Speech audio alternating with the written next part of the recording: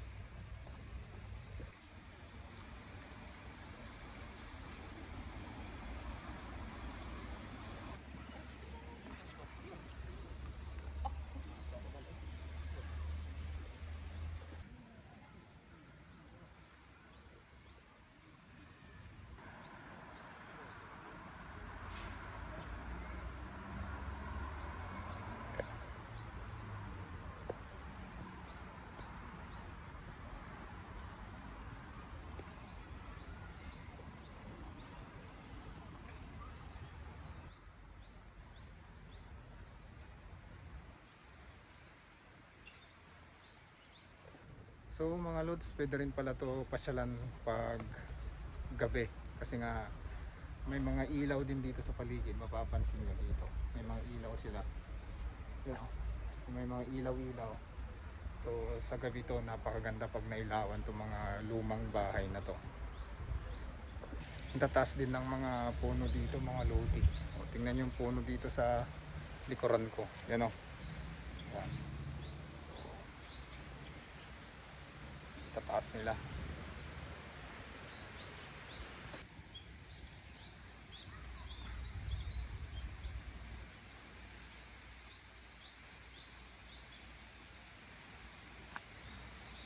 So itong pinatayo na kubo-kubo dito mga lods, no? Itong bahay na to, ito ang tea room nila, no? So dito rin nagkakape yung mga gumawa po ng building na to. So yung mga construction worker siguro mga lods. So dito sila nagkakape, no? So hindi lang natin makita kung anong nasa loob nito. Dito naman tayo sa likod mga lodi, dito sa likod ng bahay. Yan.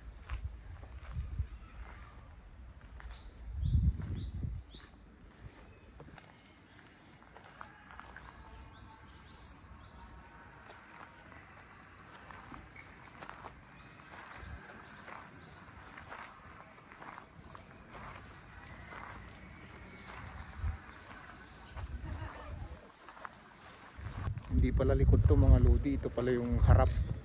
Dito pala tayo sa harap. Yung kanina, dyan pala yung likod. So dito po yung harap niya.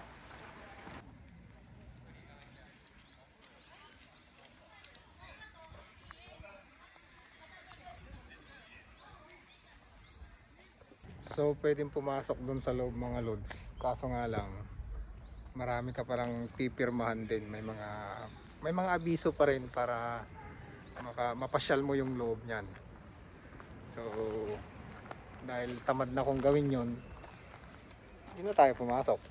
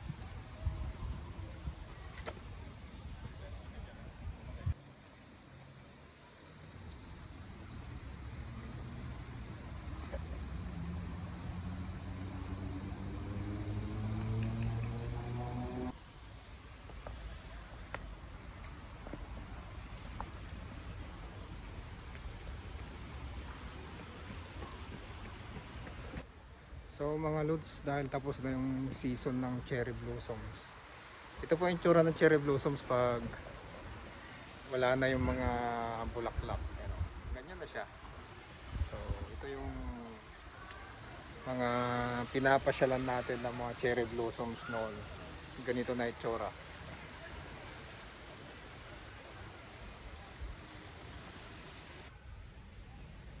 Yan, kapag wala nang bulaklak. So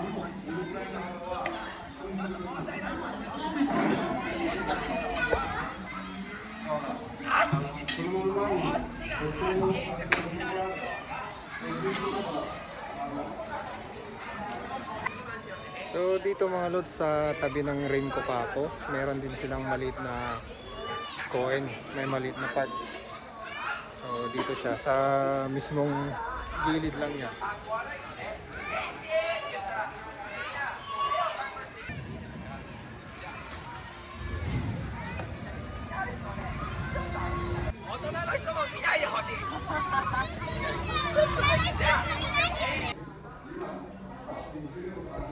So ang ganda dito mga lods, yung tunnel ginawang tambayan. No? Ganito pag mga lodi dito sa Japan kapag Sunday, mga family, punong-puno po ang park. So, yan. So tayo naman, dahil mag-isa lang tayo, maglalakad na tayo pabalik doon sa kung saan ako nag-park. Tingnan natin kung ano meron doon. So ito po yung Rain Cocaco, ganito pa itsura mga lodi. So maglakad-lakad tayo ulit.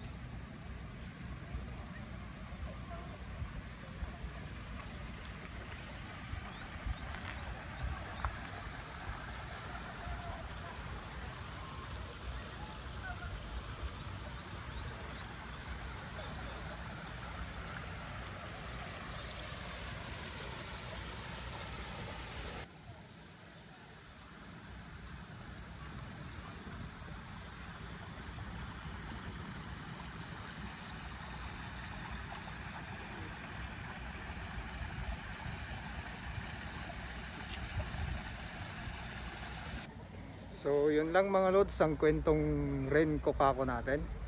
At sa ditong banda rin mga lodi, sa tabi rin niya, dito matatagpuan yung May Bashi Green Dome. Yan.